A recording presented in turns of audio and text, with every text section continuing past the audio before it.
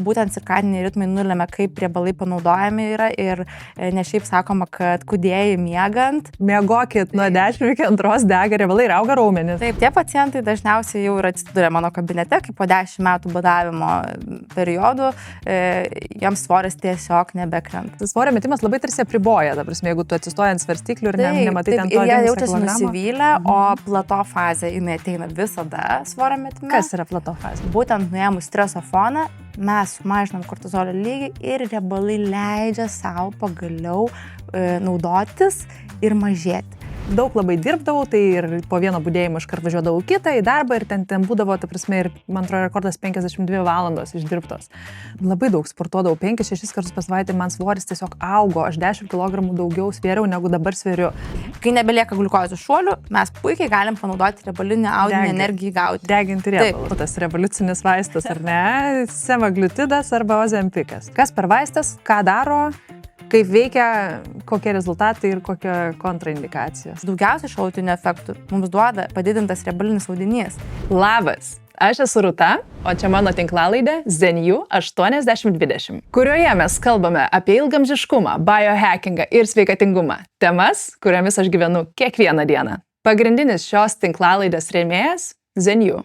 Zenju – tai ne tik maisto papildai. Tai yra mano misija – sukurti koncentruotus, švarios sudėties, itin efektyviai pasisavinamus maisto papildus, kurie veiksmingai sprendžia mūsų kasdienės problemas. Energijos trūkumą, prastą miegą, silpną imunitetą, odos, plaukų, nagų problemas, hormonų disbalansą. Šis projektas gimė iš labai asmeninės patirties. Daugiau negu 10 metų auginant kosmetikos prekinį ženklą Manila supratau, kad perdegimas tikrai egzistuoja ir kad sveikatos nenusipirksiu už jokius pinigus. Gyvenimas privertė atsigręžti į save ir pradėti nuoširdžiai savimi rūpintis. Čia ir gimė idėja kurti Zenju. Aš tiesiog neradau papildų, kurie man pačiai būtų veiksmingi. Todėl pasinaudojant savo kaip medicinos gydytojos ir mitybos specialistės žiniomis, bei padedant kitiems Lietuvos mokslininkams, juos sukūriau. Mūsų tikslas – edukuoti. Ir būtent Zenju dėka turiu galimybę kalbinti šiuos nuostabius žmonės, savo srities ekspertus ir visiškai nemokamai šviesti visuomenės sveikatingumo temomis bei dalintis turimomis žiniomis. Mūsų šiandienos laidos svečias – Dalia Petrauskienė, gydytoja, dietologė, ID klinikos įkūrėja, maisto gamybos ir pačio maisto mėgėja. Dalia domisi, kaip optimizuoti sutrikusius kūno procesus, pradedant nuo paprastų kasdieninių įpročių iki medikamentų ir inovacijų. Taip pat Dalia yra ir turinio kūrėja Instagrame ir savo paskyroje dalinasi tiek savo kasdienybę, tiek sveikatingumo ir maisto gamybos rekomendacijomis. Labas, Dalia. Labas, Rūta. Kaip tu šiandien laikaisi? Kuo gyveni? Puikiai, žinok, gyvenu. Žinai, ruduo man toksai darbymetis ir visada grįžtu į tą ritmą ir tuo labai labai džiaugiuosi. Tai jeigu kažkas laukia vasaros, tai aš dažniausiai laukiu rudens, kada galėsiu vėl grįžti į ritmą, į pacientų konsultavimą, į konferencijų važinėjimą ir man tai yra labai malonu. Aš kažkaip irgi su amžiumi pradėjau labai vertinti rutiną. Anksčiau tai būdavo toks baisus žodis, o dabar tiesiog labai gerai, kai tai yra ir viskas pastabu ir viskas vienodai. Sakai, jau dabar daugiau tų ir konsultacijų, natūralu visi grįžta į darbus, pradeda savo sveikatos reikalais labiau domėtis. Kokiegi tie pacientai, kas pas tave daugiausiai ateina, su kokiom problemom ir ką nori išspręsti? Tai jeigu anksčiau galvodavom, kad į gydytoją dietologą labiausiai kreipiasi tik antsvorį nutukimą turintys asmenys, tai dabar šitos tendencijos aišku keičiasi ir iš tiesų mano kabinete žmonės ateina tiesiog optimizuoti savo sveikatos procesų, tai pradedant nuo to pačio antsvorio, nutukimo ar ne, iki tiesiog noro susidėlioti ir optimizuoti procesus taip, kad jie nesirgtų.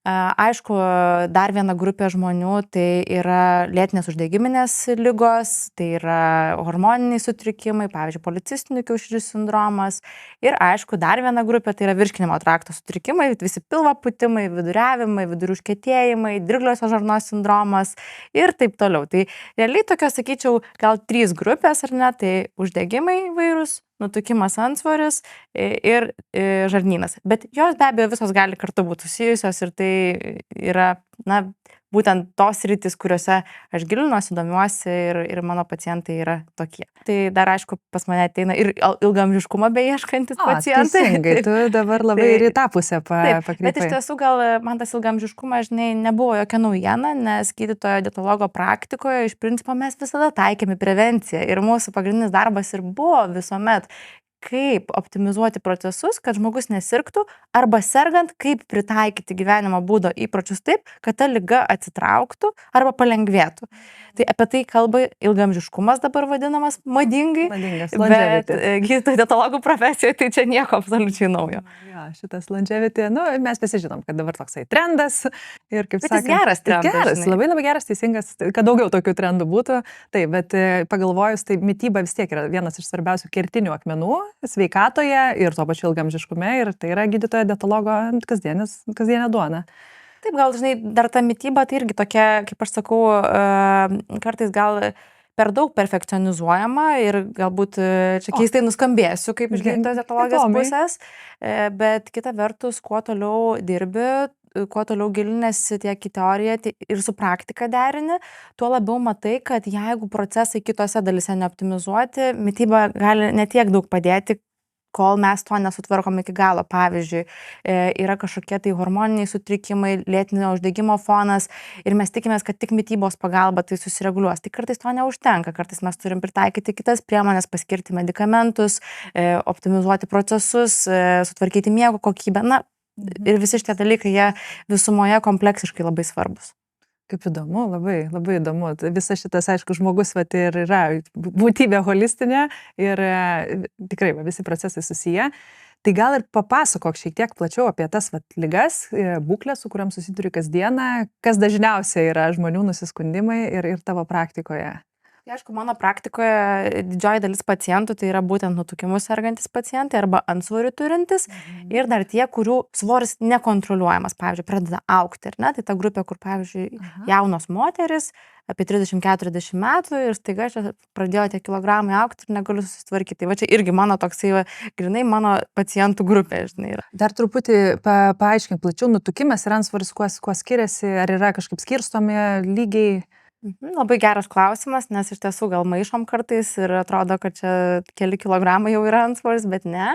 Tai antsvoris ir nutukimas yra šiai dienai pagal kūno masės indeksas skaičiuojamas ir antsvoris yra nuo 25 km iki 30, o virš 30 jau yra laipsniuojamas nutukimo ligos laipsniai ir gali būti nuo 1 iki 4 laipsnio nutukimas arba supernutukimas, kuris jau net ir neįdedamas į jokius laipsnius. Įdomiai skamba. Ir dar labai svarbu yra ne tik tais nutukimo laipsniai patys ir ne tik pats KMI, nes tai yra toks primityvus pirminis rodiklis. Gan senas rodiklis, bet vis tiek mes jau bent jau galim į kažkokią tai pusę judėti su juo.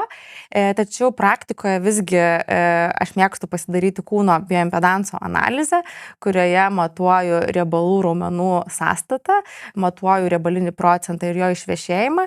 Ir tikrai neretai dabar sutinku vadinamą skinny fat nutukimą, kuomet žmogus yra visiškai normalaus svorio iki 25 km arba net gali būti iš vis labai mažo svorio, bet jo nemenka dalį kūno procento sudaro būtent riebalinis audinys ir dažniausiai, aišku, lydi dar kažkokios gretutinės uždegiminės ligos, pavyzdžiui, akne, policistinių kiaušidžių sindromas, sąnarių, žarnyno problemos ir taip toliau.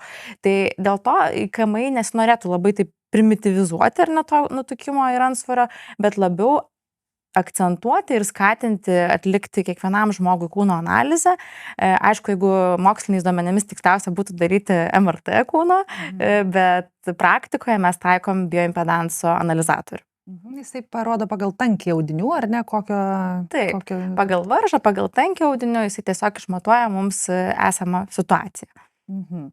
O kaip dabar tie riebalai yra skirstomi, tuos visceralinius ar ne ir kitus? Taip, tai realiai visceraliniai riebalai yra mums tokie ganėtinai svarbus dėl to, kad jie apsupa mūsų vidaus organus, ar ne? Ir kai organas yra apsuptas riebalinio audinio, jisai tarsi tokioj kapsuliai, kaip kalėjime. Ir jis nebegali funkcionuoti būtent tinkamai. Taip pat, aišku, mums labai svarbu yra liemens ir klubo apimtis, tai tie žmonės, kurie turi daugiau to pilvinio riebalo arba vadinamo visceralinio riebalo, be abejo bus susiję daugiau su metaboliniais sutrikimais, turės rizikas greičiau susirgti gretutiniam ligom, arba jau aišku, jos net ir turi. Ir diabetas, ar ne, hipertenzija. Ir čia, žinai, labai įdomus dalykas, kad mūsų klasikinė medicina dažniausiai jau tą diagnozę tada parašo ir prištampuoja, kai jau yra tikrai labai, jau viskas raudonom vėliavom plevėsuoja, bet iš tiesų jeigu mes jau turim tą riebalinio audinio padidėjimą, bet dar neturim pakitimų kraujyje, mes vis tiek jau galim sakyti, kad mikro pokyčiai yra įvykę ir mes tiesiog lėtai judam link savo gretutinės ligos. Taip, jo, ta diagnostika yra toks labai subtilus dalykas kartais. Taip, ir mes toj diagnostikoje, aš visą laiką mėgstu sakyti, aš negydau vieno tyrimo, aš gydau pacientą kartu su tyrimais.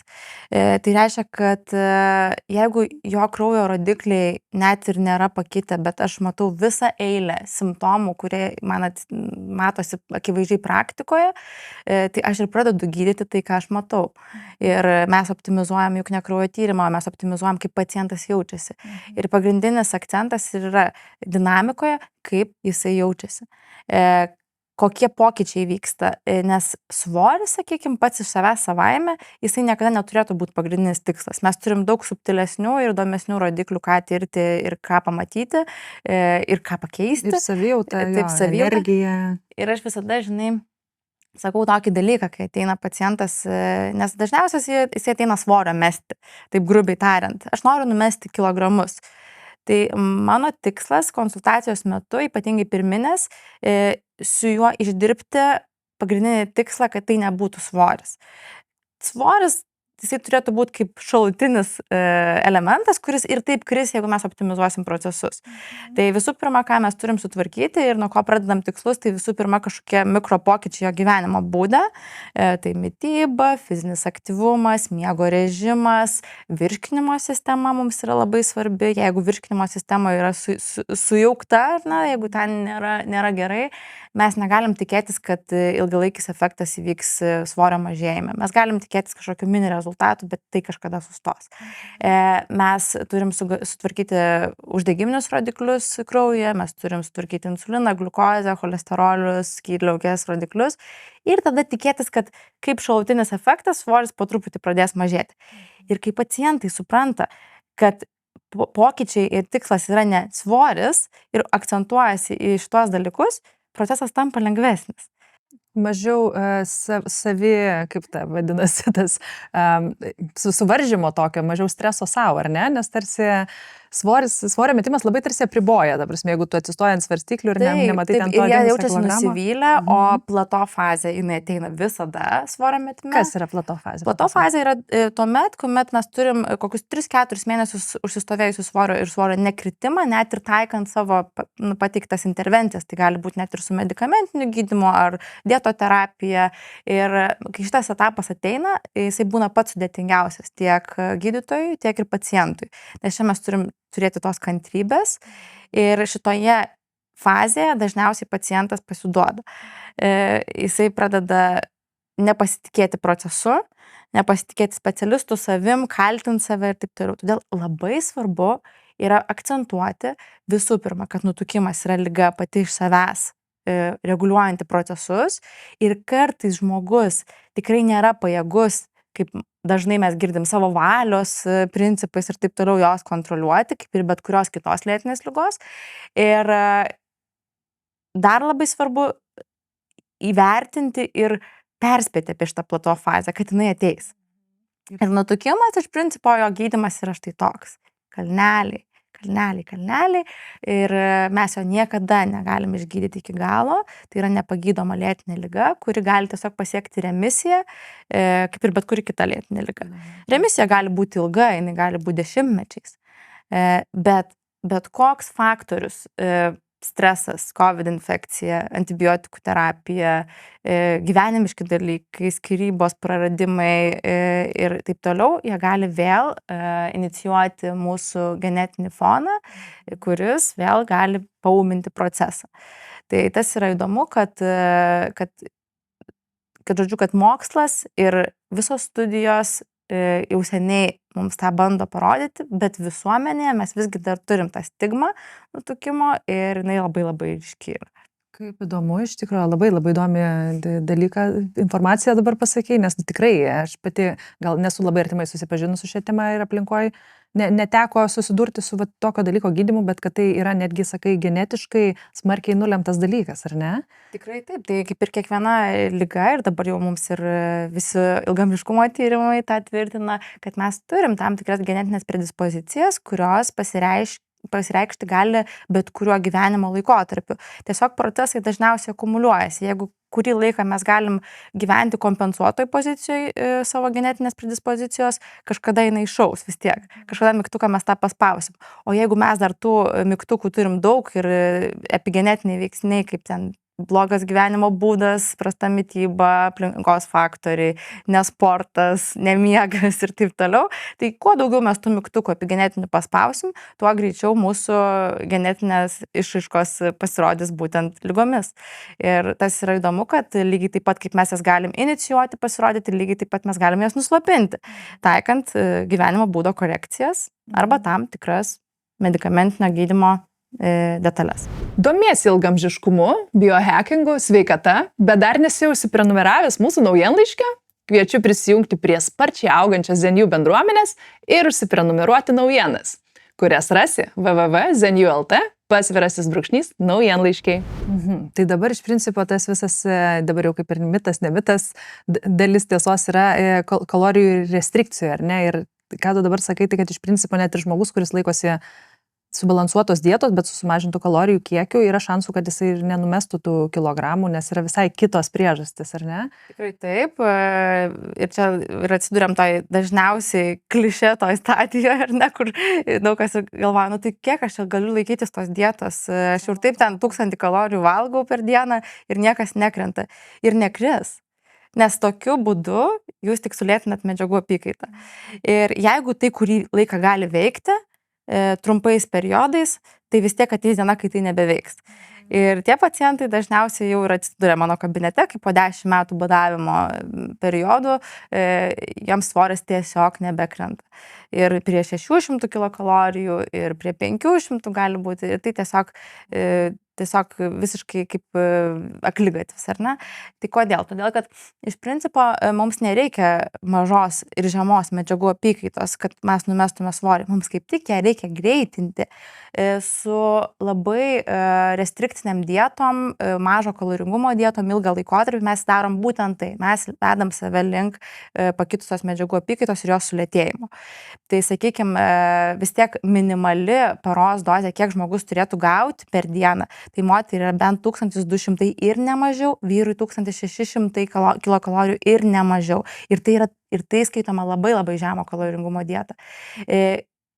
Tokio tipo dietą, aišku, mes galim taikyti kurį laiką, bet jinai vis tiek sustos veikti kažkada. Ir ypač jeigu mes turim, pavyzdžiui, aukštą streso lygį kūne, tai pavyzdžiui, aukštas kortizolis, mažai kalorijų, nejudės svoris iš vietos. Turim mažą kalorijų kiekį, bet turim sutrikusi mikrobiotos sąstatą, neveikia žarnynas, pučia pilvą, vidurių užkietėjimas, akivaizdžiai sustojęs visas valymosi procesai, visi detoksikaciniai procesai, svoris nejudės.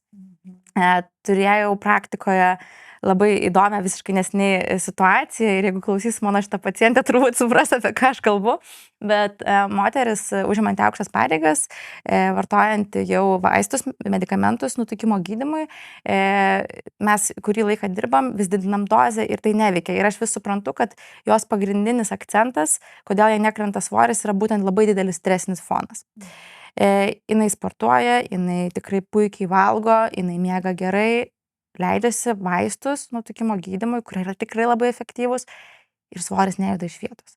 Ir staiga jinai išvažiuoja į stovyklą, kurioje 5 dienas leidžia laiką savo, mažina stresą, atlieka kvėpavimo pratimus, valgo sveiką maistą ir staiga svoris pradeda mažėti.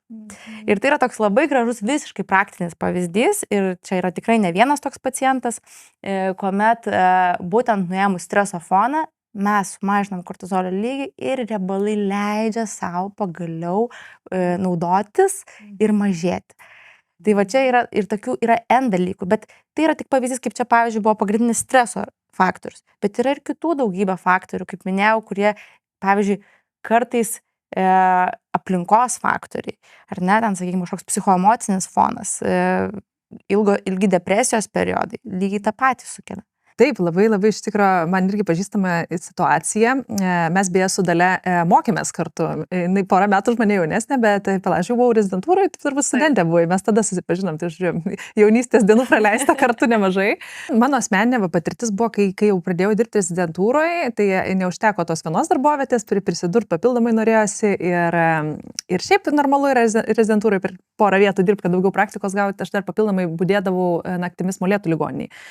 Ir tikrai norėjau, kažkaip nežinau, buvo toks geras energijos laikas ir daug labai dirbdavau, tai ir po vieno budėjimo iškart važiuodavau kitą į darbą ir ten būdavo, ta prasme, ir man atrodo rekordas 52 valandos išdirbtos.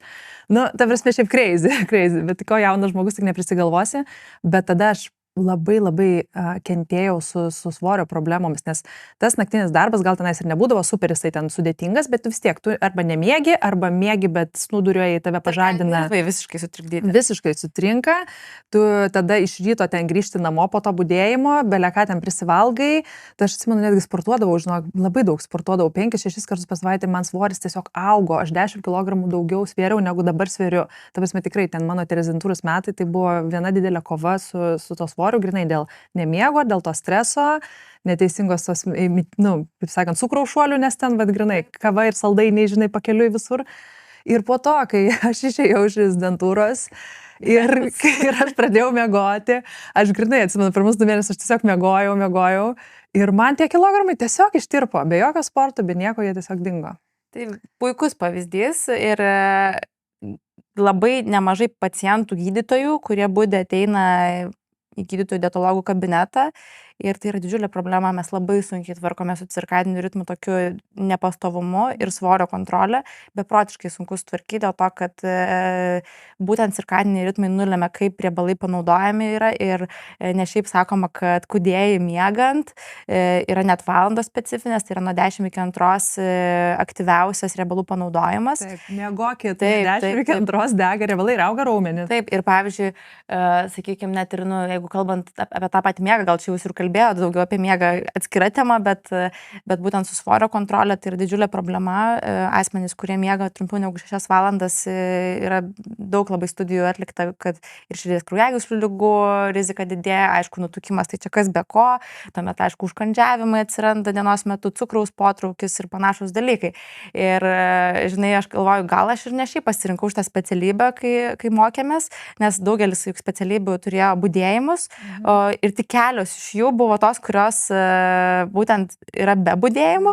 Ir aš dabar galvoju, kokia aš laiminga, kad aš padariau šitą sprendimą, žinai, ir tik dabar jau man atėjo tas suvokimas, aš galvoju, wow, tikrai, ta prasme, turbūt ne šiaip. Nes aš beje irgi lygiai taip pat studijų metais turėjau polinkį svorio augimą ir vaikystėje turėjau didelį antsvorį. Tai čia, žinai, šiaip nesirinkau lyg ir pagal tai, bet pagalvojus, turbūt kažkoks pasąmoninis pasirinkimas buvo. Ir kad gyvenimas taip sudėliojo, kad turiu tą polinkį, bet atsiradau čia ir suprantu, ką daryti su tuo. Kaip fainai, toksai misijos ir pašaukimo kažkoks momentas. Gerai, o kas dar? Tai taip, aptarėm, aišku, miegas, mityba, fizinis aktyvumas, o, pavyzdžiui, emociniai valgymo sutrikimai, čia ten svoris ir emocijos, kokia čia sąsaja? Žinai, jos tokios, būtent emocinis valgymas grinai yra psichiatrinė, psichologinė patologija, jinai su maistu čia mažai susijusi, maistas tik įrankis tampa. Ir, sakykime, jeigu ateina toks žmogus į gydytojo dietologo kabinetą, tai aš tiesiog komandoje tik su psichologu arba psichoterapeutu dirbu, nes monoterapija tik tais mitybos principais yra tokia ganėtinai sąlyginė, nebent, aišku, mes galim dar derinti medikamentinį gydymą, psichoterapiją, tada taip, nes tiesą sakant, su naujais medikamentais mes matom, kad emocinio valgymo fonas vis tiek šiek tiek pagerėja, bet aišku, jį labai reikia subtiliai derinti su psichoterapeutu, nes vėlgi, jeigu mes jau kalbam apie valgymo sutrikimus, tai gali būti juk ir nutukimo fone esanti anoreksija ir bulimija ir visi šitie dalykai, tai labai svarbu įvertinti šitą grupę, nes tikrai jinai labai jautri ir čia jau dirba psichiatrai realiai. O kaip vis tik tai yra, nekalbant apie jau tokį emocinį grinai valgymo sutrikimą, bet vis tiek, pavyzdžiui, vakare yra daug sunkiau atsispirti pavalgymui, ar ne, negu ryte. Nu, sakykime, vat, kad ir tą patį protarpinį badavimą, kas renkasi, daug kas renkasi ryto valandas nevalgyti, nes tai yra daug lengviau.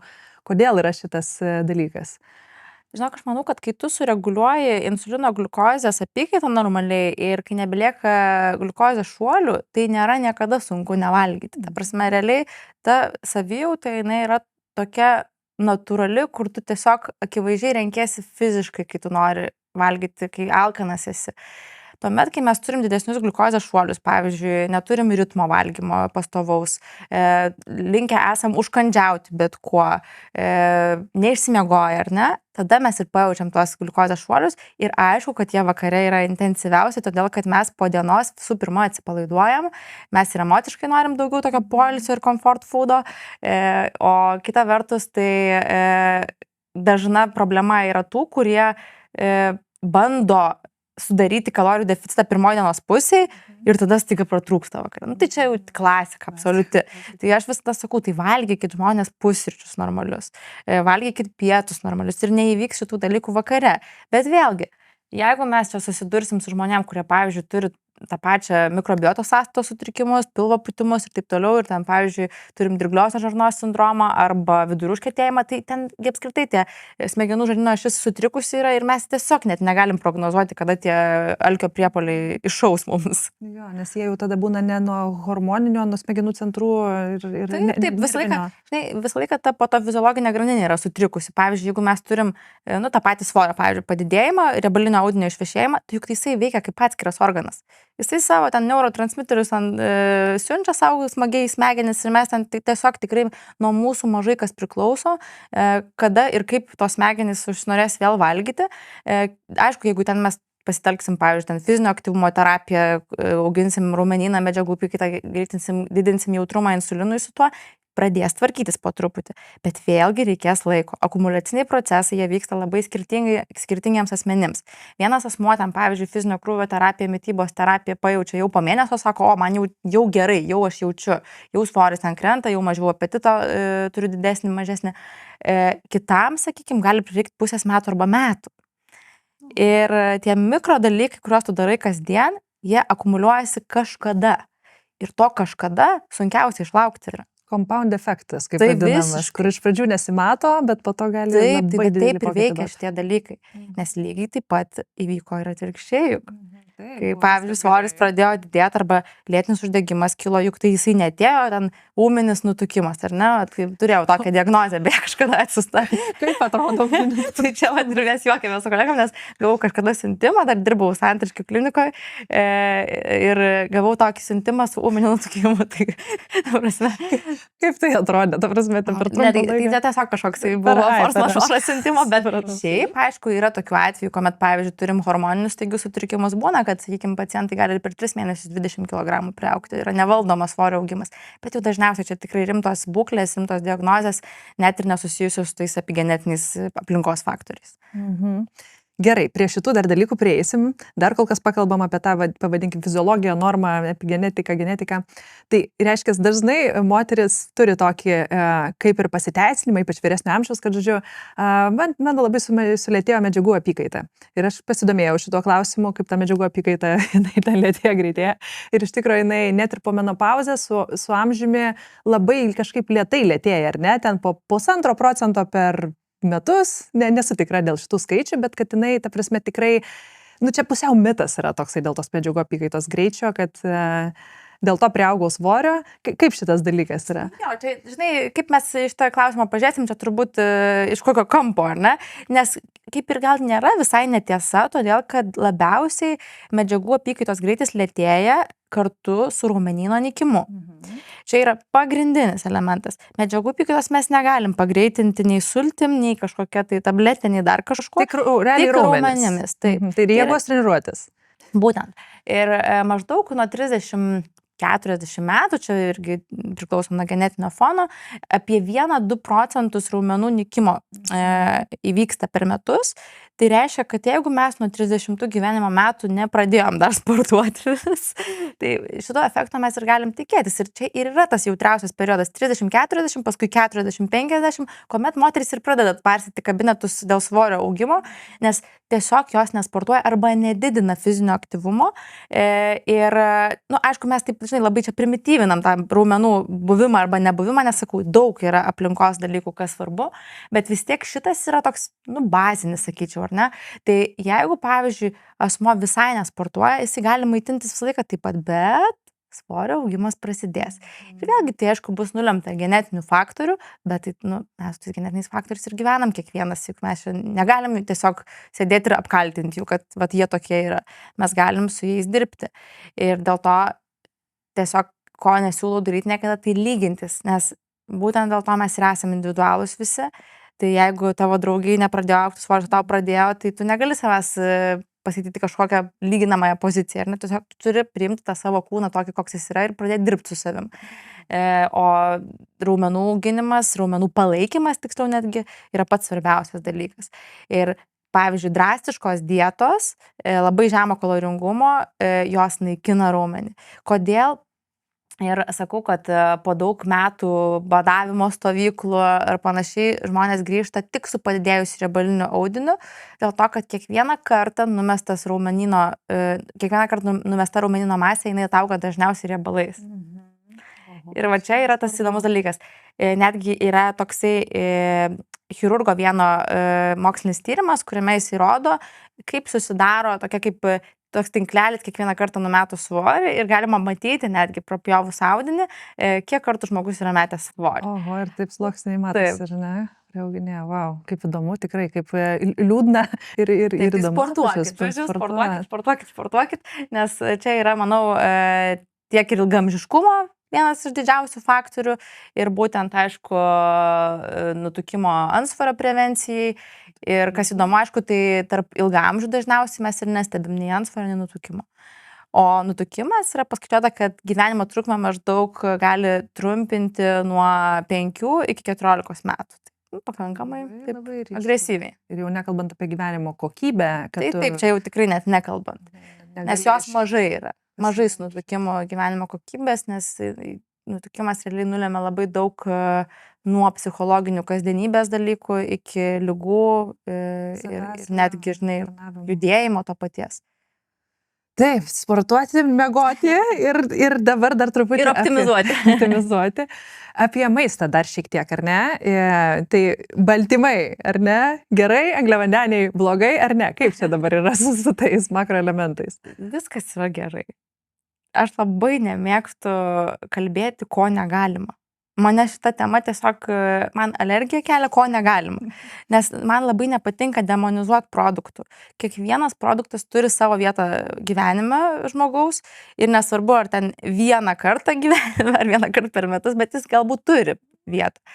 Labiau man patinka kalbėti apie tai, ką mes turim sunaudot, nes kai mes kalbam, ką mes turim sunaudot, tai tikrai labai mažai lieka vietos tam, ko mes neturim. Ir, baltymai, taip, jie moteris ypatingai gyvenime, ir vyro lygiai taip pat jie labai svarbus, o ypatingai, kai turim uždegiminės ligas, policistinės, kiaušidės, nutukimą, antsvorį, taip, kai mes norim palaikyti raumenį, medžiagų apykaitą, tai aišku, tai baltymas yra tas toksai pagrindas, ar ne, statybinė medžiaga ir mes tikrai turim jos naudoti, jeigu taip kalbant kiek, tai skaičiuojama apie 1-2 gramus kilogramui idealaus kūno svorio, kai nėra antsvorio, ar ne, nes kitaip gautis tikrai pakankamai dideli kiekiai. Pusę kilogramo. Jo, ir aišku, įdomu tai, kad dažna moteris tikrai to nesuvartoja. Ir aš pati, šiaip kartais, kai pasižiūriu, tai galiu prisipažinti, kad ir pati kartais nesunaudoju, bet yra priemonių, ar ne, yra papildomi baltymai ir taip toliau. Dabar kalbant apie angliavandenius, tai jie yra labai naudingi ir mums labai reikalingi, nes čia yra labai daug skaidulų, labai daug vitaminų, mikroelementų, mes turim daug naudų, tokių kaip sotumo jausmo sukūrimas, žarnyno peristaltikos gerinimas, veikimo viso. Tai dėl to, sakykime, kruopos, pilnagrūdžiai produktai, daržovės, tie patys vaisiai, jie pilnavertė mityboje visada turės savo vietą ir jinai bus tikrai tokia ganėtinai didelė. Na ir aišku, čia atsiranda tas, tai kodėl čia jie taip sudemonizuoti tie angliavandeniai. Tai taip, yra tikrai tų daug perdirbtų produktų su tais paprastaisiais cukrumi paprastuoju, dar derinami su transriebalais kartu ir taip toliau. Tai šitie deriniai, jie tikrai yra labai nemalonus ir žalingi ir ypatingai, kai vartojami kasdien. Bet kuomet mes rekomenduojam kažkokius mitybos principus, tai ir sakom, kad sunaudokite tą dalį 80% teisingo maisto ir 20% darykit, ką norit. Ir juokinga gal ta taisyklė tokia, irgi klišė pakankamai, bet jinai labai teisinga. Dėl to, kad tada nelieka psichologinio spaudimo, kad aš turiu padaryti kažką perfect. O perfekcionizmo visuomeniai, kur mes tik tais matom idealius kūnus, kaip visi gerai maitinasi ir panašiai, taip reiktų atsipalaidavimo kartais. Nes tas neatsipalaidavimas paskui veda į valgymo sutrikimus, į medikamentų naudojimą, kuomet jų nereikia ir panašius dalykus. Tai aš visada savo kabinete noriu, kad pacientai pasimtų kažkokias mikrotikslus, kurie yra realūs ir nesukelia pojūčio, kad aš turiu kažką idealiai padaryti. Ir kad tai taptų gyvenimo būdu, turbūt. Taip, o kai mes išsikeliam mikrotikslus, mes, pavyzdžiui, pasakom ten, pavyzdžiui, dabar vieną kartą per savaitę sportuosiu ir tai yra jūsų mėnesio tikslas. Ar tai yra sudėtinga? Ne. Tada tai pasidaro paprasta. Po mėnesio jisai ateina, jisai sako, man jau tai tapo įpročiu, man jau gerai. O kai mes, pavyzdžiui, pirmą konsultaciją sakom, tu turi sportuoti, sveikai maitintis, nevalgyti to, nuo 3, 4, kas atsitinka su psichologija? Blokas. Taip, blokas visiškas. Aš nebenoriu daryti, nes aš nesugebėsiu. Ir svarbiausia žmogų nukreipti tokia realistinė linkme, kai jisai tikrai gali jaustis gerai su to, ką jisai daro ir kai tu jo neteisi ir nebaksnuoji pirštu, kad tu to nepadarai. Labai gražus, labai teisingas požiūris ir empatiškas iš gydytojo pusės, nes įsivaizduoju kelionė, dažnu atveju ilga būna. Kaip iš tavo praktikos, aišku, priklauso ir nuo, suprantu, ir gretutinių dalykų, uždegimo ligų, ar ne, ir nuo kilogramų kiekio, bet vis tiek turbūt yra ne vieni metai dažnu atveju, ar ne? Taip, bet, žinai, tu sakai gražus požiūris, bet aš galiu pasidalinti, kad tas gražus požiūris atėjo irgi ne iš karto. Aš kai mokiausi teorijos ir kai jos buvo labai daug, man atrodydavo, ateina pacientas, tu jam susakai ten 20 punktų, ką jis turi padaryti ir kitą kartą, kai jis ateina, galvoju, tai kodėl jis nepadarė. Ir atrodo, taigi aš jam sakiau. Gydytojas pats atėjo. Tai kodėl jis nepadarė, taigi čia jo rekomendacijos buvo. Ir turbūt aš nežinau, kiek reikėjo 100 ar net 1000 pacientų prakonsultuoti, kol tu supratai, kad ne taip viskas veikia. Ir tai ateina iš patirties. Ir labai juokinga, čia mama manęs paklausė, kiek tu metų jau šitai dirbi. Ir aš taip supratau, kad jau yra beveik 10 metų, kuomet aš dirbu su pacientais kasdien, diena iš dienos. O kada atėjo tas suvokimas, kad visuma ta visa, kad reikia kažkaip empatiškai pažiūrėti, kuo labiau ir lėtai tas procesas vyksta, tai irgi atėjo ne iš karto. Tai ateina visiškai su praktika ir patirtim. Ir jeigu kalbant apie patį procesą, tai taip, jis yra labai ilgas. Kadangi nutukimas, antsvoris arba lėtinės ligos, kaip pavyzdžiui policistinės kiaušidės yra lėtinės, jos neišgydomos, tai realiai pacientas turėtų savo gydytoją turėti visą likusį gyvenimą. Tai tas darbas intensyvesnis yra ūmiais periodais, ten metai kiti, o remisijoje galima nepasimatyti, žinai, ten ir 10 metų, bet kartais vis tiek tokį norisi turėti, žinai, pasitikrinimą, turėti tam tikrus tyrimus, kurie reikalingi tai situacijai, apžvelgti, kas vyksta dinamikoje. Atsiprašau, kad turiu pertraukti šį įdomų pokalbį, bet noriu jūs pakviesti užsiprenumeruoti mūsų kanalą. Nes laukia dar labai daug įdomių laidų apie mitybą, sportą, kvėpavimą, miegą ir net žmogaus psichologiją. O visai Zen You komandai tai yra didžiulis įvertinimas už jų darbą. O dabar kviečiu žiūrėti pokalbį toliau. Visa dietologija šiek tiek ir netgi link to krypsta, kad ir prevenciškai žiūrėti, ta prasme, kad jau ateina tikriausiai žmonės ne tik, kurie jau turi problemų, bet ir tokie sąmoningi, kurie galbūt nujaučia, kad galimai turės problemų arba kažkas su jais ne taip ir kaip gali apsisaugoti, ar ne? Taip, tai visada jinai prevencinė buvo, gal tik tai žmonių suvokimas buvo, kad gal to nereikia. Dabar jau atsiranda būtent su ilgaamžiškumo visa mada, kad taip, man reikia prevencijos, tai mes džiaugiamės tuo, o paskui, žinai, visos ligos seka, ten gali būti, pavyzdžiui, nes mes vis tiek visi dietologai orientuojamės į kažkurią sritį daugiau, kažkas su onkologija dirba daugiau, kažkas su klinikinė mityba, kuomet ten žarnyno neturi asmenys, mano galbūt labiau tie metaboliniai sutrikimai, žarnyno sutrikimai, tai kiekvienas turim savo sritį ir joje yra tikrai daug ką nuveikti, daug kur pasidomėti ir faina, kad atsiranda tokia, žinai, mums pagalba su medikamentais, kažkokiais tai molekuliniam medžiagom ir taip toliau. Tai va, labai labai įdomu tas revoliucinis vaistas, ar ne? Semaglutidas arba Ozempikas. Kažkada nais laikais, žodžiu, aš apie asmeninį istoriją tikrai gėdinga, ne tai, kad gėdinga, nesididžiuoju jie tiesiog. Buvo senai, prieš gal 20 metų legalizuotas toksai vaistas, sibutraminas vadinasi. Lida dar kitaip tariant. Ir ten iš turgaus, iš po prekystalio aš esu ją pirkus ir vartojus, kai dar buvau, praktiškai, gal ne paauglė, bet ten kažkas 18-19 metų, man atrodo, net medicinos pirmaisiais kursais. Nes, žinai, buvo ten susišvietę, kad esu stora ir reikia numesti daug kilogramų. Ir aš jo vartojau ten kažkokį gal mėnesį. Aš atsimenu labai tą periodą, visiškai nenorėjau valgyti, bet, ta prasme, širdis plakdavo ten po 150 kartų per minutę, bet aš realiai per dieną ten po slyvą ar po obuolį suvalgydavau. Tikrai nesididžiuoju, tikrai ten buvo galimai jau tokia mano anoreksinis kažkoks požiūris, bet aš numečiau ten tos kilogramus kelis, buvau labai savimi patenkinta, bet aišku, tą vaistą irgi mečiau naudoti, nes jisai ten vėl nežino, ką dar. Išimtas iš rinkos. Šiaip po to, kai paaiškėjo, išimtas iš rinkos, dėl to, kad labai padidina širdies kraujagyslių ligų riziką ir daug mirčių, infarktų, insultų, žodžiu, tiem žmonėm, kas vartojo. Bet jisai tam tikrų metų atseit buvo skiriamas kaip vaistas nutukimui gydyti. Žodžiu, tai čia mano tokia jaunystės, kvailystės istorijos. Ačiū Dievui, viskas gerai baigėsi, lyg ir gerai su sveikata. Bet, kaip suprantu, dabar buvo sausra ilgą laiką šitoje srityje, ar ne, dietologijos vaistų, ir dabar visai tik neseniai pasirodė tas Ozempikas ir padarė revoliuciją. Tai papasakok šiek tiek, nes kažkaip aš galvojau iš pradžių, kad tik Amerikoje jisai, pasirodo jau čia ir visur Europoje galima gan lengvai jo gauti, ir vat jau jūs gydytojai galite jo išrašyti.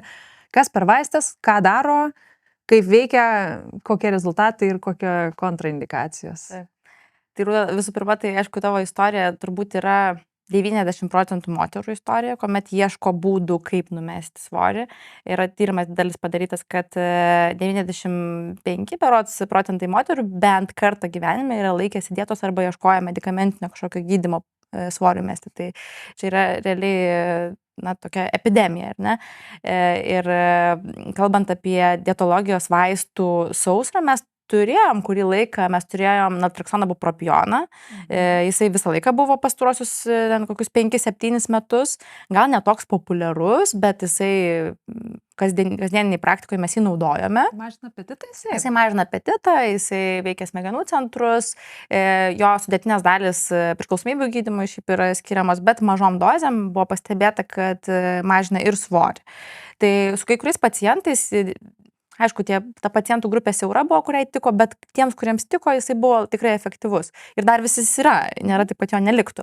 Taip pat mes turėjome orlistatą, kuris mažina riebalų įsiurbimą žarnyne, tai tik tais nemalonus šalutinis reiškinys, aišku, būdavo toksai perdėtas viduriavimas, dėl ko praktikoje, sakykime, aš asmeniškai visiškai jo nenaudoju, gal kažkas iš gydytojų ir naudoja. Na ir tada, aišku, kaip tu sakai, atėjo revoliucinis semaglutidas, kuris endokrinologams gal buvo šiek tiek anksčiau žinomas, nes buvo skiriamas būtent antro tipo cukrinio diabeto gydymui, ir tuomet pastebėta, kad su antro tipo cukrinio diabeto gydymu, kas yra nutukimo dažniausiai komplikacija, pradėjo kristi svoris, dėl to, kad sureguliuodavo gliukozės insulino apykaitą. Tai noriu tik gal čia tokiai informacijai labiau pasakyti, nes visi tą Ozempiką mini, bet iš tiesų mes turim rinkoje semaglutido 2 pavadinimus, tai yra Wegovy ir Ozempik. Tai Ozempikas yra būtent skiriamas antro tipo cukrinio diabeto gydymui, jis yra kompensuojamas vaistas, Wegovy yra skiriamas antsvorio nutukimo gydymui. Tai čia tokios 2 mini grupės, bet medžiaga lygiai ta pati. Tuomet mes rinkoje turime naujos kartos, tai yra trizepatidą, kuomet turime, tai mes turime kartu su GLP-1 receptorium, kuris yra semaglutide, pridėtą GIP receptorių. Manoma, kad dar efektyvesnis variantas, tai mes galėsim dabar šiek tiek apie juos ir pakalbėti.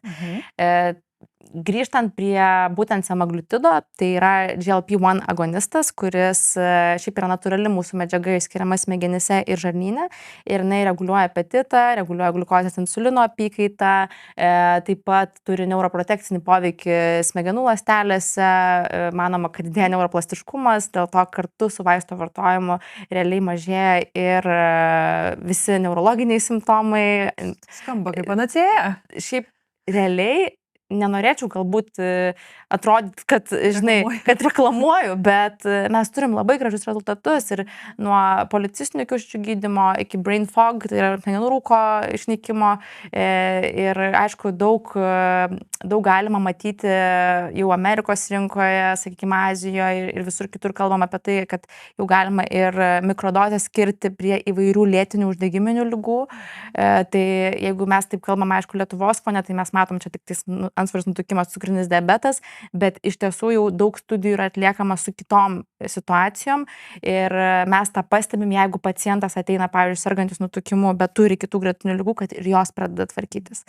Tai tas yra nuostabu ir su vaistu realiai mes galim tvarkyti daugelį tiek pačio nutukimo sukeltų komplikacijų, tiek šalia esančių. Aišku, visuomenė dabar labai daug prisiklauso, prisižiūri socialinėse medijose apie šalutinius reiškinius, apie Ozempic face, tada pakimai įvairūs ir panašiai, bet iš tiesų tokios propagandos, jos yra tiesiog labai kabinančios žiūrovą ir aišku, kad labai įdomu, bet vėlgi trūksta duomenų ir įrodymų, kokiam fone tie šalutiniai reiškiniai įvyksta ir aišku, dalis jų įvyksta tiems, kurie naudoja be indikacijų. Tai pavyzdžiui, nežinau, gauna iš kažkur tą vaistą ir naudoja ten keliems kilogramams numesti be gydytojo priežiūros, be informacijos dozės atitaikymo ir taip toliau. Tai mes vis tiek viską stengiamės daryti kabinete su didžiulė priežiūra, visų pirma atliekant kraujo tyrimus, peržiūrint paciento visą būklę, išsiaiškinant gretutinės ligas, nes yra keletas atvejų, kuomet tikrai vaistą skirti yra rizikinga. Tai yra prie buvusių skydliaukės vėžių ir prie buvusių kasos uždegimų, mes tiesiog dengiam vaisto skirimo ir jeigu pacientas šių būklių neturi, tai tiesiog paaiškinam ir galim paskirti ilgalaikį gydymą. Kiek laiko galima vartoti? Kadangi liga ilgalaikė ir lėtinė, tai vaistą galima kol kas, manoma, kad visą likusį gyvenimą vartoti ir tik tais taikyti skirtingas dozes. Šiai dienai mes neturim jokio normalaus gido, kaip tą vaistą, sakykime, ilgalaikį perspektyvoje laikyti, kaip tas dozes koreguoti ir panašiai. Tyrimai yra atliekami dabar, bet praktikoje mes su kitais gydytojais specialistais dalinamės ir dažniausiai vis tiek taikom viską individualiai pagal tai, kaip pacientas jaučiasi. Pradedam nuo mažesnių dozių, galim kurį laiką laikyti pacientą ant tos pačios dozės, tuomet didinti ją, ir taip varijuojam priklausomai nuo situacijos.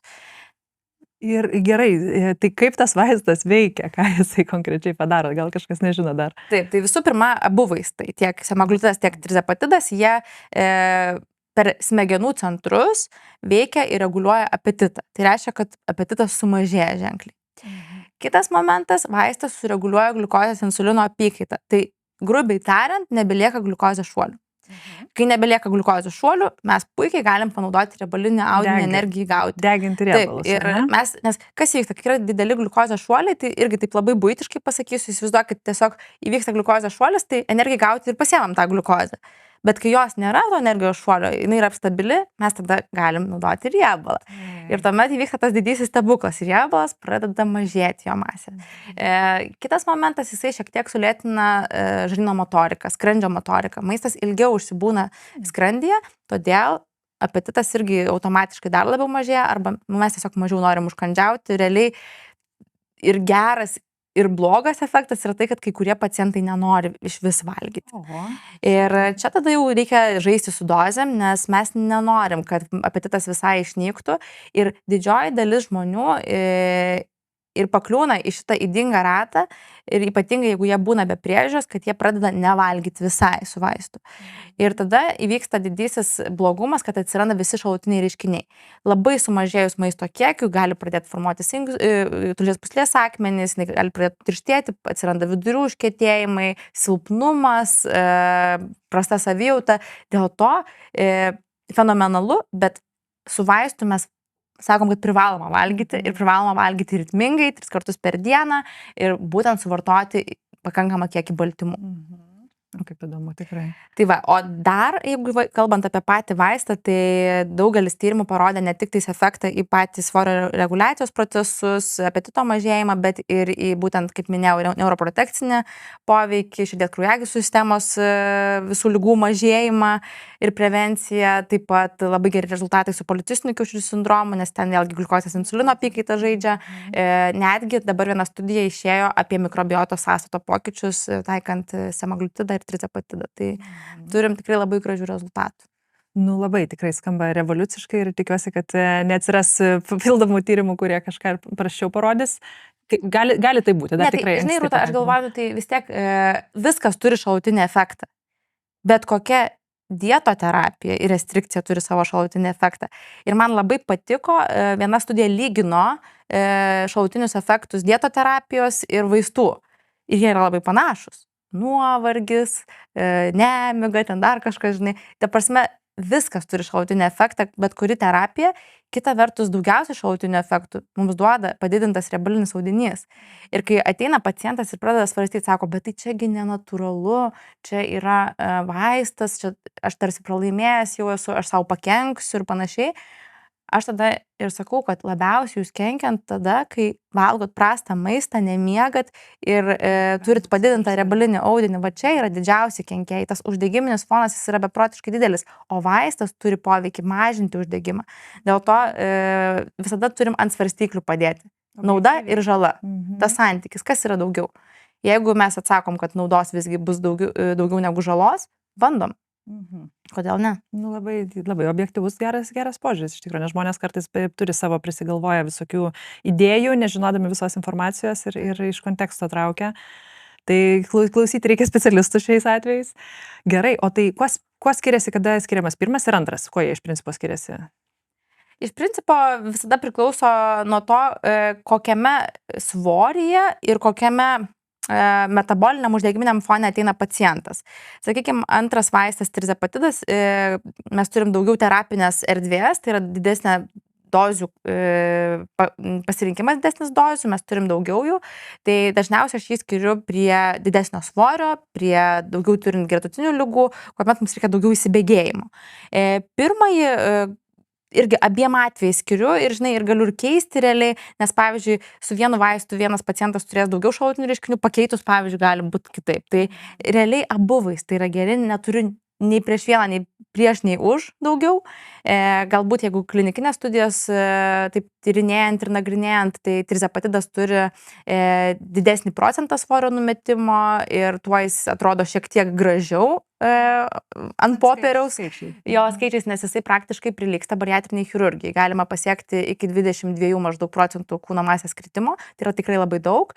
Su semaglutidu mes skaičiuojam 15-17 ir dar dabar į rinką po truputį braunasi, bet dar oficialiai neturim, tai yra retatrutidas, dar turintis glucagon-like peptidą papildomą, tai jisai manoma, kad atneš iki 26-27 procentų kūno masės kritimą. Tai realiai ta revoliucija, kaip tu sakai, jinai jau yra ir jinai vis labiau atsinaujina, vis labiau tobulėja.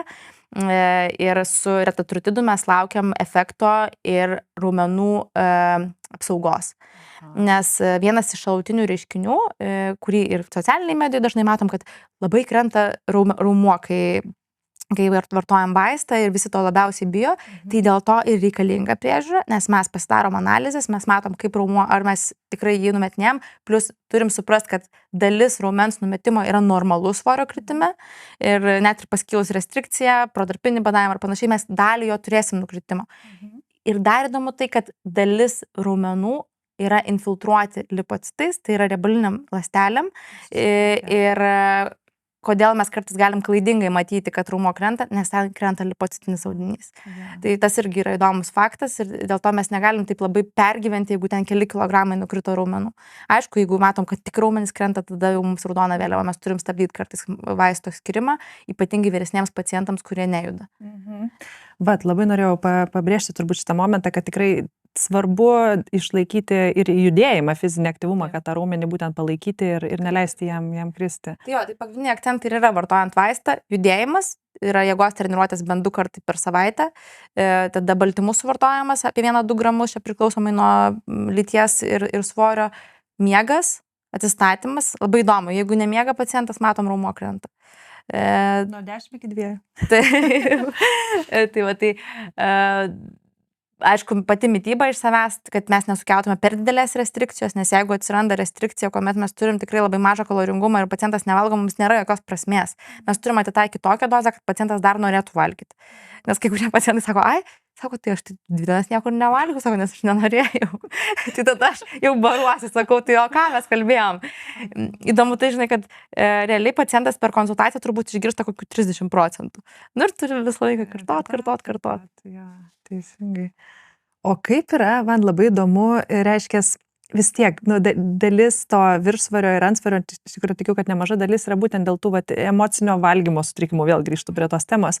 Ir tarsi vartojant vaistą šitą, nebeturi tos mechanikos valgymo, nebejauti alkio, bet pati ir iš savęs žinau ir atsimenu ir apie tą lidą, kai vartojau, kad yra kažkoks keistas dalykas, tu valgyti nenori, bet psichologiškai vis tiek valgai, pavyzdžiui, nes atrodo, kad, nežinau, man atrodo, kad aš neturėsiu jėgų ir numirsiu, jeigu nevalgysiu.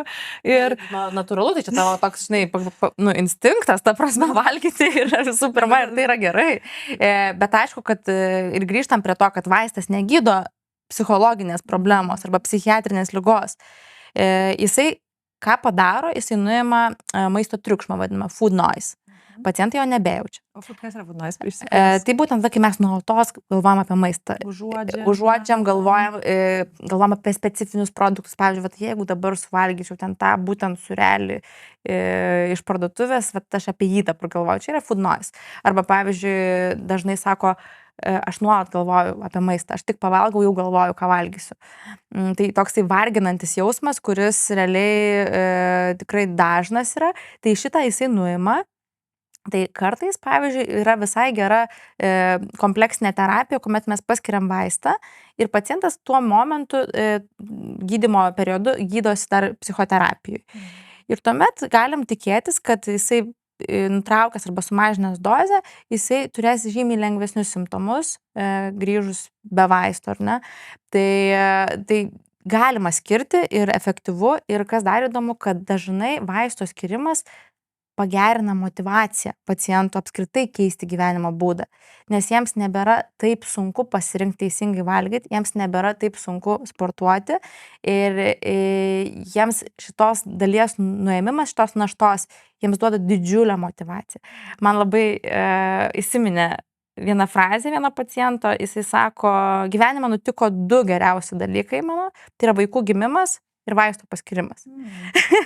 Nes taip keičia gyvenimą realiai. Labai, jo, stiprus pasakymas, bet tikiu, kad tie žmonės, kurie visą gyvenimą galbūt vargsta su tuo ir jau visiškai praradė viltį ir čia visiškai tau suteikia galimybę iš naujo pradėti, žinai. Gerai, dar labai norėčiau paklausti apie tas visas bariatrinės užsiminėjai irgi intervencijas, tai yra skrandžio mažinimo operacijos, ar ne? Ir pati esi dirbus, jeigu neklystu, su chirurgais. Pažįstu porą žmonių, kurie pasidarė įspūdingi rezultatai. Sutikau tiesiog gatvėje žmogų ir aš juos net pažinau, aš žiūriu, ta prasme, po kažkiek, po metų gal ar po poros pamačiau, per pusę žmogus, jeigu nedaugiau. Wow, įspūdinga. Sako, mečiau tas visas dietas, nusibodo, pasidariau, sako, geriausias sprendimas, vat irgi. Tai kaip tas atrodo, kaip tas veikia ir čia visam gyvenimui yra gydymas, ar žodžiu, po kiek laiko reikia ten ištraukti tą burbuliuką? Papasakau šiek tiek. Taip, tai yra tikrai vienas irgi efektyviausių gydymo metodų, jau tokia, kaip vadinu, sunkioji artilerija, ar ne, nes tu realiai atlieki chirurgiją ir keiti savo anatomiją žarnyno. Dėl to visada nutukimo gydymas norima, kad jis būtų pakopinis. Tai reiškia, pradedam intervencijos gyvenimo būdo korekcijų, tada jeigu tai nepadeda, neveikia, nematom ilgalaikio sprendimo, pridedam medikamentinį gydymą. Na, jeigu medikamentinio gydymo fone irgi nėra labai gerų rezultatų, galim keliauti į bariatrinę chirurgiją. Aišku, tai nebūtinai tos pakopos taip visą laiką vyksta vienodai, kartais tikrai, pavyzdžiui, būna iš pirmos šokam iš karto į trečią, jeigu labai didelis svoris. Ir tų terapijų bariatrinių operacijų yra bent keletas rūšių. Tai aišku, čia jau turi chirurgai kalbėti su pacientu ir parinkti, kokia ta operacija yra teisinga, nes vienos jos tiesiog sumažina skrandžio tūrį, kitos pablogina įsisavinimą tam tikrose žarnų dalyse, tai parenkama pagal tai, kiek pacientas sveria, kokia yra apskritai anatomija jo žarnyno, bet jau tos operacijos yra negrįžtamos. Rezultatai išties geri ir dažniausiai ta komplikacijų grupė, jinai yra ir tos komplikacijos dažnai būna nemalonios labai arba netgi kartais letalios ar ne, bet jų retai pasitaiko. Tačiau tie pacientai, kurie išsioperuoja, turėtų žinoti vieną dalyką, kad tai nėra būtinai gydymas visam gyvenimui. Ir šitoj vietoj pasirinkus tokį gydymo metodą mes turim galimybę svorio ataugimui ir tai vyksta maždaug po 4-8 metų po operacijos. Svoris dažniausiai pradeda vėl augti, jeigu pacientas netaiko gyvenimo būdo korekcijų. Ir tada jau čia galim visai būti. Gali tas svoris ataugti pilnai, gali dalinai. Galima tada čia vėlgi medikamentinį gydymą pridėti, bet vėlgi ką tai parodo, kad liga yra lėtinė ir atsinaujinanti. Ir net ir toks būdas kaip sunkioji artilerija chirurgija, kur tu pakeiti žarnyną iš esmės savo, nebūtinai lems tai, kad tas išspręs visam gyvenimui likusiui. Ir aš turėjau tokią labai vieną įdomią pacientę, jinai atėjo pas mane po bariatrinės chirurgijos ir jai svoris realiai po chirurgijos nukrito 5 kg tik tais numetė jinai. Realiai ten nuo 150 iki 105. Ir kai aš ją pamačiau, aš supratau, kas įvyko. Jinai atėjo pas mane visiškai pilnai fenotipiškai atrodanti kaip policistinių kiaušidžių pacientė. Realiai plaukų slinkimas, menstruacijų sutrikimo ciklas, akne, dėmės būtent odoje. Ir aš supratau, kad tai buvo visai ne nuo ten pradėta. Ir realiai kaip svarbu yra suprasti, kas vyksta su tavo kūnu, net ir gulantis ant operacinio stalo, jeigu tu nesutvarkai hormoninių pokyčių ir procesų, tai gali ir bariatrinė chirurgija nepadėti. Ir tai yra labai svarbu. Tikrai, čia buvo praleisti, matyti, pirmieji žingsniai kažkokiu būdu, kur tyrimai ištirta žmogaus būklė. Aš manau, kad tokie atvejai tik parodo, kad mes vis dar per mažai duodam tos informacijos. Atrodo, šneki ir kaip gydytojui, tai atrodo, kad tu daug pasakai, daug kalbi, bet iš tiesų žmogui, kuris galbūt nėra artimas medicinai, kuris turi problemą, galbūt visgi tos informacijos dar yra per mažai. Mes turim kartot. Dar labai įdomu sužinoti tavo nuomonę apie tą badavimą, kaip ir jau supratau, kad nesi didelė fanė, bet sakykime, tie vieną kartą per savaitę dienos pabadavimai arba kelių dienų pabadavimai, kokį jie efektą duoda organizmui, svorio metimui, sveikatai apskritai, ar rekomenduoji juos, vyrai, moteris, ar yra skirtumai?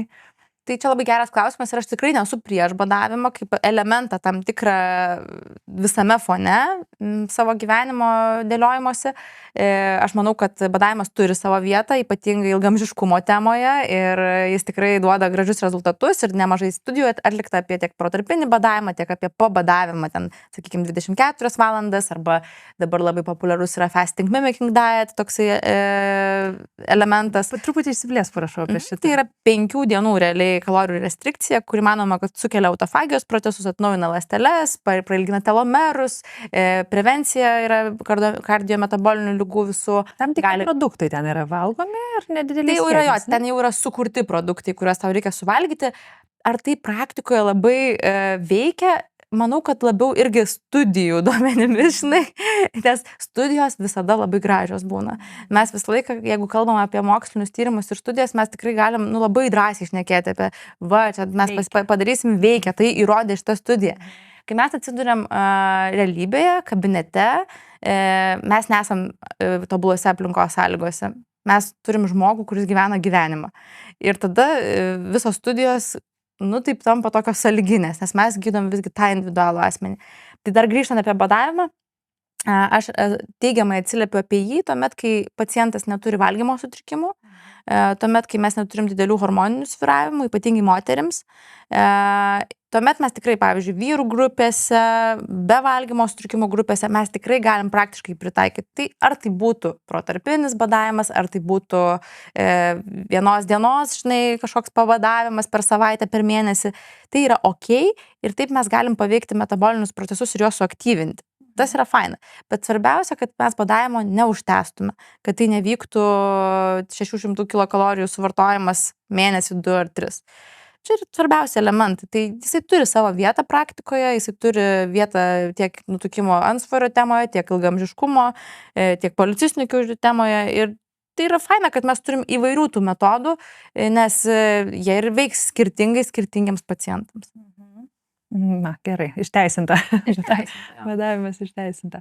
Na gerai, jau mūsų pokalbis link pabaigos ir man dar labai asmeniškai įdomi tema, turbūt nerašiau geresnės specialybės, su kuo apie tai kalbėtis, tai yra maisto papildai. Kokią padėtį jie užima dietologo žinių skrinelėje, ar yra kažkokie papildai, kuriais tu tikrai labai tiki, labai rekomenduoji savo pacientams, bet kokiam kontekste, tiek sveikatingumo, ilgamžiškumo, tiek galbūt svorio korekcijos, papasakok apie papildus. Papildai jie negali būti iš dietologo konteksto iškritę, nes tai yra maistinės medžiagos, kažkoks mikroelementai ar ne vitaminai, kurie būtent ir maiste randami, tai mums svarbu, jeigu maisto kažkokie tai deficitai yra kažkokia specifinė dietos aprašymė, mes turim ir privalomės papildyti ir apskritai tiek prevencijoje, tiek kasdieniniam gyvenime mes juos naudojam, skiriam ir esam už, bet svarbiausia, manau, kad suprasti, į kokią mes grandinę veikiam, ar ne, kodėl mes tą papildą skiriam. Ne tai, kad aklai skiriam, nes mums atrodo, kad smagu taip jį naudoti. Bet mes suprantam mechanizmus ir suprantam, kodėl tam tikroje situacijoje mums jos jų reikia. Tai aišku, daugiau tai galbūt kalba funkcinė medicina, nes jinai kalba būtent kaip sudėlioti visas organizmo funkcijas, kad jos veiktų optimizuotai, bet dietologija prie to artėja ir manau, kad jau priartėjo. Aš beje labai norėčiau irgi funkcinės medicinos pasimokyti, nes beprotiškai įdomu ir labai labai gilu. Tačiau jeigu kalbant apie papildus ir mano tokią bazę, galbūt ką aš visada pacientams skiriu ten be didelių kraujo tyrimų arba kol dar jų neturiu, tai omega-3 riebiąsias rūgštis, tai čia Kiek? Visiškai. Jeigu nėra jokios ligos gretutinės, tai bent gramą būtent riebiųjų rūgščių frakcijų, tai yra EPA ir DHA, ne pačių omegų, ar ne, jeigu mes taip žiūrėtume į etiketės, jeigu yra uždegiminės ligos, nutukimas nuo 2 iki 3 gramų per dieną. Tai yra terapinės dozės, kartais gali būti net iki 4 gramų per dieną. Kitas papildas tai yra vitaminas D, jeigu mes jį išsitiriam, ar ne, neskiriu aklai dažniausiai, ištiriu kiek ir ko, kaip juokiamės, kad jeigu nori kažką blogo rasti, tai dažniausiai ištiriu vitaminą D ir 95% bus jisai blogas, žinai. O jeigu 95% vitaminas D blogas, jos įsavinimas blogas, tai šiaip turėtume tikėtis, kad ir kitų maistinių medžiagų trūkumas yra, tiesiog mes jų nematom laboratoriniuose tyrimuose, nes jie nėra labai tikslus, jie mums tikslus tada, kai jau yra visiškam deficite. Kaip magnis, pavyzdžiui. Pavyzdžiui, kaip magnis, tu jo nepagausi realiai labai gerai. Dėl to magnį irgi kaip trečią papildą beveik skiriu visada pacientams. Nebent ten yra tam tikri niuansai, kada ne, bet mažoji dalis mano pacientų negauna magnio vartoti per dieną. Tai magnis jisai nėra kažkoks, žinai, tu jo neperdozosi ir jisai tikrai yra tas, kuris yra kasdieniniai mano praktikoje. Visi kiti papildai, jie turės atrasti vietą pacientui dėl tam tikrų dalykų. Na, aišku, jeigu ten kalbėtume apie ilgamžiškumo papildus, tai galim ten NMN tą patį, žinai, naudoti resveratrolį ir taip toliau, bet jeigu tai bazė, tai būtų omega, vitaminas D ir magnis. Labai faina, kad su visais pašnekovais, kuriuos kalbinu, iš principo visi pasako tą pačią trijulę. Tai reiškia, teisingai visi teisingai žino ir jo, tas tikrai yra gerai. Skaidulas, truputį apie skaidulas. O gerai, čia pasakė apie skaidulas, nes iš tikrųjų, nu, matai, aš kadangi skaidulų nelaikau tokių papildų kaip ir, tai gal čia man netėjo į galvą, bet skaidulas iš principo taip, tai yra vienas iš dalykų, kurį irgi skiriu labai dažnai. Kodėl? Todėl, kad suvartojimas skaidulų labai mažas yra iš maisto. Realiai tyrimų duomenimis Lietuvoje mes suvartojame apie 12 gramų skaidulų, kuomet poreikis yra nuo 25 gramų. Ir priklausomai nuo būklės, jeigu vidurių užkietėjimas KEM 5, ten nėštumas, žindymas KEM 5, bet 25 bent jau minimaliai reikėtų surinkti. Suvartojam 12 gramų skaidulų per dieną. Ir tada, nu ką tada aš rekomenduoju, aišku, ten be mitybos visos terapijos didinimo daržovių ar ne uogų, sėklų ten ir taip toliau. Tai šitą dalį, aišku, visada mes paliečiam ir rekomenduojam, bet jeigu jau ir tai sunku suvartoti, nes pavyzdžiui yra būklės, kuomet mes turim dirglų žarnyną, mes čia daug skaidulų iš maisto neprisidėsim. Tada mes pasitelkiam jau papildomam priemonėm. Tai yra arba tos kompleksinės skaidulos, arba pavyzdžiui dabar rinkoje labai džiaugiamės, kad atėjo guar dervos skaidulos, kurios yra labai neutralios ir tinka prie visų pilvo pūtimų, vidurių užkietėjimų ir dirglų žarnyno. Tai va čia realiai tokios dvi grupės. Sveikesniems asmenims, ir kuriems reikia optimizuoti procesus, ir uždegiminėms ligoms bei ten sibo, dirgliai žarnai ir taip toliau. Tai mano praktikoje skaidulos kaip papildas labai populiarus, bet aišku kartu ir su mitybos terapijos didinimu būtent skaidulinio suvartojimo. Čia su tom skaidulom iš tikrųjų toks įdomus dalykas. Aš netgi irgi atrodo iš tos medicinos backgroundo ar ne, bet kažkaip visą gyvenimą kažkur buvau prasileidus, nes, skaidulos lygų daržovės. Ir pomidoras agurkas yra lygų skaidulos. Jo. Ir aš tikrai daug tų pomidoro agurkų visą gyvenimą valgiau ir galvoju, kokia šaunuolė, aš vartoju daug skaidulų. Ir tik tais prieš porą metų gal pasigilinu, supratau, kad tenais nėra tirpios ir netirpios skaidulos. Tai jeigu mes kalbam ten apie visas odeles, luobeles ir taip toliau, tai yra netirpios skaidulos, kurios turi savo funkciją, tai ten labiau peristaltiką gerina, valo, ten detoksikuoja ir taip toliau. Ir yra tirpios skaidulos, kurios realiai minkština išmatas, kurios padeda formuojas ir taip toliau. Tai jeigu mes naudojam tik tais į vieną pusę skaidulos, irgi ne visai tinka. Dar skaidulų funkcija yra maitinti mūsų mikrobiotą. Mes jo maitinam, tai yra mūsų bakterijų maistas. Jeigu gaunam per mažai, mikrobiota kardinaliai keičiasi. Ir tą paskui rodo studijos, kuomet mes turim, sakykime, nutukimą, aknę, policistinės kiaušidės. Yra du skirtingai mikrobiotų tipai. Ir čia vėlgi skaidulos įdėjus mes galim keisti ir modifikuoti net ir pačią ligą. Tai nėra taip, kad yra kažkas atskiro. Visas kūnas yra absoliučiai susijęs ir mes visą laiką turim sąsajų ieškoti. Kartais koks plaukų slinkimas arba sąnarių skausmas gali būti tiesiogiai susijęs su žarnyno patologija. Pavyzdžiui, N atveju. Migrena, plaukų slinkimas, geležies trūkumas, apie ką galvojam? Celiakija. Taip? Tai va čia irgi kiek atvejų esu atradus, kur atrodo tų gastrointestinių simptomų ten nėra per daugiausiai, nėra ten nei pilvo didelio pūtimo, gal ten koks vidurių pakietėjimas, šiek tiek padarai tyrimus ir yra celiakija, ekstraintestinė forma. Ir nors populiacijos skaičiuojama 1%, bet aš manau, kad čia tik teorija. Labai įdomu, šitą norėjau dar paklausti, galvojau, kaip čia dabar įpinti mūsų šitą viršsvorio temą celiakiją ir labai gerai, kad pati dabar užsiminiai pabaigai pačiai tikrai. Tie visi gluteno netoleravimai, tai iš tikrųjų, kiek procentaliai tai yra celiakija, bet dabar pasakai, kad yra tarsi naujų formų, ekstra žarninė, ar ne? Ne, tai nauja forma, visada tai buvo žinoma, kad celiakija nebūtinai žarnyną jinai pažeidžia, bet forma, kaip pasireiškia, jinai gali būti sąnariai, pavyzdžiui, gali būti buvusios anamnezė, astmos arba psoriazė ir tiesiog sąsaja su tuo. Autoimuninių ligų realiai grupė visa. Gali plaukai slinkti, tiesiog, pavyzdžiui, kartais būna feritino trūkumas, nuolatos, niekaip negali atstatyti. Ir tada paaiškėja, kad tiesiog gaureliai pažeisti ir tiesiog neįsisavinamas. Tai apie 1-2% skaičiuojama, bet manau, sakau, kad praktikoje daugiau. Tada yra kita grupė neceliakinis jautrumas gliutenui, kuris yra žymiai dažnesnis negu celiakija. Tai realiai mes neturim labai kaip diagnozuoti, bet tiesiog atmetimo būdu ir pagal simptomatiką eliminuojam gliuteną ir žiūrim, kokia savijauta, rodiklių pokyčiai ir panašiai. Ir dar alergija kviečiams yra, bet daugiau vaikams, tai čia gal tiek suaugusiems neaktualu. Tai va tos dvi grupės, neceliakinis jautrumas gliutenui, celiakija ir tada visos, sakykime, uždegiminės ligos, kuomet mes turim kažkiek bent jau mažinti gliuteno suvartojimą. Ar esi sutikus per savo praktiką, pavyzdžiui, žmonių alergiškų mėsai? Aš pati ne, bet kolegė visai neseniai dalinosi, kad buvo surasta alergija jautienai. O, kaip įdomu. Taip, visiškai netikėtas radinys, bet yra turbūt, žinok, šiaip aš manau, kad čia su alergologais tau būtų labai įdomi tema, nes manau, kad alergijų dabar praktiškai viskam turbūt galima atrasti.